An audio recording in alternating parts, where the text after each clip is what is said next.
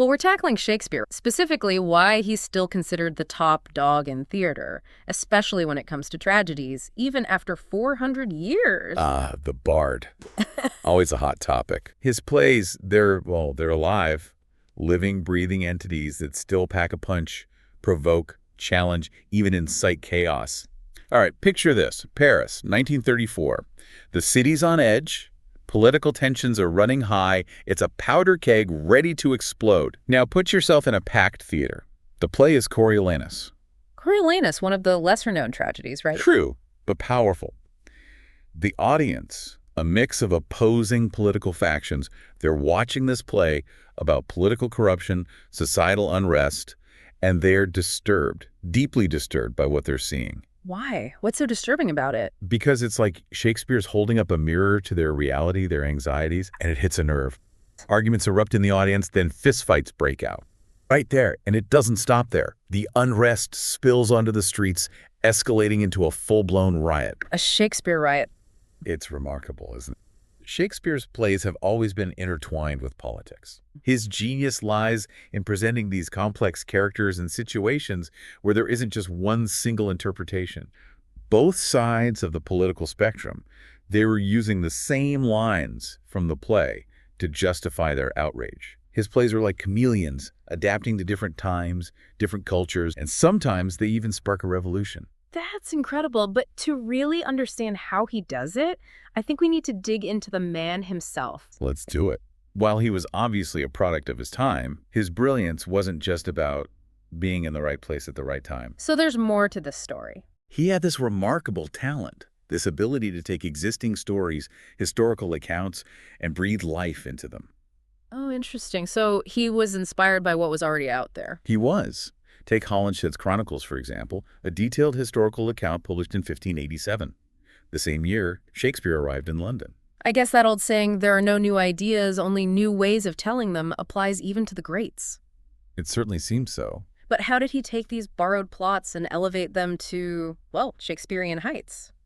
His true genius wasn't in inventing stories, but in transforming them, in infusing them with this unparalleled understanding of human nature. And this, combined with his mastery of language, allowed him to create characters and situations that feel incredibly real, incredibly relatable, even centuries later. Speaking of language, didn't Shakespeare have like the biggest vocabulary of any writer in history? He did.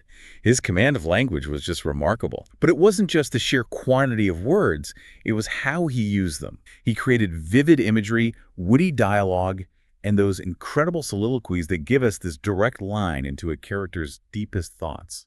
I've always loved those soliloquies. They're so powerful, so revealing. They are. And that mastery of language, it can be traced back to his early career. Oh, right. He started as an actor, didn't he? He did. So did that experience influence his writing in a way that maybe wouldn't have happened otherwise? Without a doubt.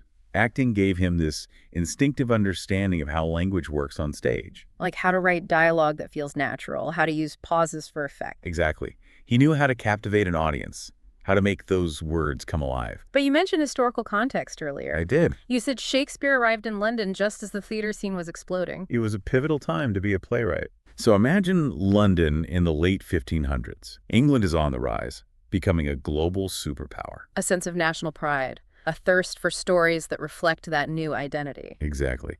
And public theaters, they're a relatively new phenomenon, but they're wildly popular. These theaters were designed like Roman amphitheaters, large stages for those big epic scenes, but also intimate enough for those famous soliloquies to truly land. That's fascinating. So you've got people from all walks of life, all packed in together, shoulder to shoulder. Wealthy merchants, laborers, all caught up in the same story. It's like going to the movies today, a shared experience. Exactly. It was a unifying cultural experience. And they were all there to see Shakespeare. It's amazing, isn't it? With all that linguistic complexity, and yet he still managed to connect with them. His genius shines through. It really does. But I'm guessing theater wasn't all like high art and critical acclaim back then. There had to be some resistance, right? You're right. Theater was still finding its footing in a way. So it wasn't quite the esteemed art form it is today? Not quite. Plays had evolved from these simpler morality plays, entertaining, sure, but not exactly known for their complex characters or nuanced plots. Oh, right. They lacked a certain depth. So how did Shakespeare elevate his writing to such lauded heights? with no formal training? That's a great question, and it leads us to a fascinating group of playwrights known as the university wits. So Shakespeare had some serious competition. It wasn't just a one-man show back Oh, then. not at all. The theater scene was buzzing. Who were some of these university wits, and how did their work influence Shakespeare? Well, one of the most notable was Christopher Marlowe. Oh, Marlowe, famous for his tragedies. Exactly. Known for his lyrical language, his tragic heroes really pushing the boundaries. And then there was Robert Greene, right? That's right. Greene was known for his comedies, a bit of social satire thrown in there. So Shakespeare was surrounded by these talented writers. He was, learning from them, observing their techniques, even borrowing ideas. And yet he surpassed them all. He did.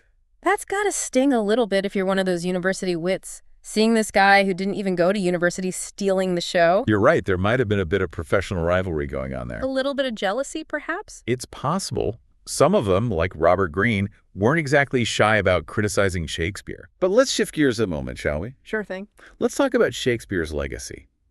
It's remarkable we have as much of his work as we do, actually. See, during Shakespeare's time, plays were often printed in these cheap, what were called quarto editions. Quarto editions, what's that, like pamphlets? Basically, flimsy pamphlets, easily lost, destroyed, used to wrap fish and chips.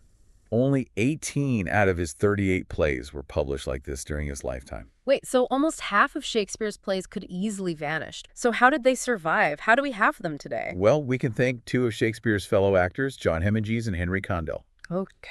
They knew they had something special on their hands.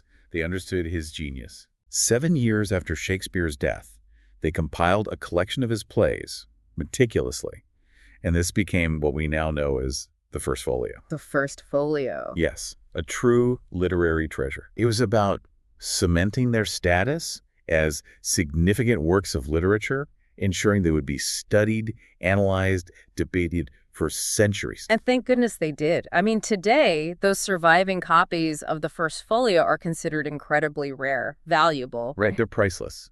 And they offer us these fascinating glimpses into Shakespeare's world. For instance, the First Folio includes a list of the actors. Shakespeare's name is right there on that list, listed first among the actors, no less. Wow, so he was not just a writer, he was a respected actor in his own right. Exactly. He continued acting, even as his fame as a playwright grew. What a testament to his dedication to the craft.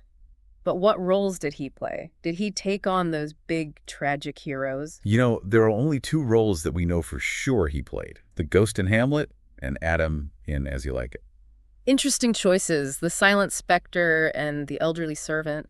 You'd think, given his dramatic flair, that he'd have wanted to play, the leads. It's true.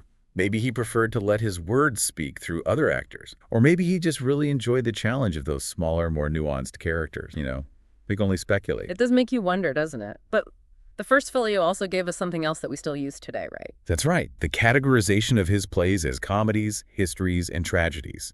A structure that has shaped our understanding of Shakespeare ever since. Which is interesting because, well, Shakespeare wasn't always so rigid with genre, was he? His tragedies have comedic elements, and his comedies sometimes explore some surprisingly dark themes. You're right, he was a master of blending genres. He understood that life itself rarely fits neatly into categories. Exactly. He kept his audiences guessing. So which play comes to mind when you think about Shakespeare blending genres? Well, take Twelfth Night, for example. On the surface, it's a classic comedy full of mistaken identities, romantic misunderstandings. Right. But then you have that subplot with Malvolio, the puritanical steward. Ah, yes, Malvolio, the target of that cruel prank. Exactly. And his humiliation, it's played for laughs, but there's this underlying cruelty there, this darkness, that makes you question who the real fools are. It's that complexity, that ability to make you laugh and think, sometimes at the same time, that makes Shakespeare so brilliant. Exactly. He understood that life is full of contradictions, that it can be both hilarious and heartbreaking. So we've covered Shakespeare's historical context, his theatrical innovations, his linguistic prowess, his ability to defy genres. But at the heart of it all, why do you think his tragedies, in particular, continue to resonate so deeply with modern audiences? It's because at their core, they're about us, about humanity. They're not just about kings and queens or battles or power struggles. Those are just the backdrop. They're about those universal experiences, those things we all face. Love, loss, ambition, betrayal, good versus evil. the human condition. And he explores those themes with characters that feel so real, so flawed, so relatable. Exactly. He had this uncanny ability to get inside their heads, make them think and feel with such complexity. Yeah, you can't help but get caught up in their struggles. Like take Hamlet's "to be or not to be" soliloquy, right? We're right there with him, wrestling with huge questions, the pain of living in a world that can feel so broken. Shakespeare doesn't shy away from the darkness, does he? No, he doesn't. He confronts it head on. But there's also this compassion there, because we understand why. We see their humanity, even in their worst moments. It's that complexity, that ability to make us empathize with characters who do terrible things that makes those tragedies so thought-provoking. And that's why they're timeless. But because those struggles, that battle within ourselves, it's still relevant today. Centuries have passed, but human nature, those core struggles, they haven't changed all that much. So we keep coming back to Shakespeare, looking for answers, for understanding. Maybe even a little reflection of ourselves in these characters who lived and loved and died centuries ago. It makes you wonder, if Shakespeare were alive today, what would he write about? What stories would capture his imagination? Well, those timeless themes, they'd still be there. Power, love, justice. But he'd find new, unexpected ways to explore them. A modern twist. Exactly. Imagine Shakespeare tackling political scandals. Oh, I can see it now, the biting satire. Or searing drama about social media, the impact it has on our lives. We can only speculate what a modern-day Shakespeare would create, but we have his existing work. His insights are still relevant. They remind us that for all our progress, our gadgets, our advancements, human nature is still human nature. At the end of the day, we're not all that different from those audiences who watched his plays centuries ago. And that's why, after 400 years, Shakespeare still hasn't been bettered. It's not just the language or the historical context, it's that deep understanding of the human heart, you know? The things that make us tick. It transcends time and place, and that's what makes his work just as relevant and powerful today as it was all those centuries ago. And that's a legacy worth celebrating.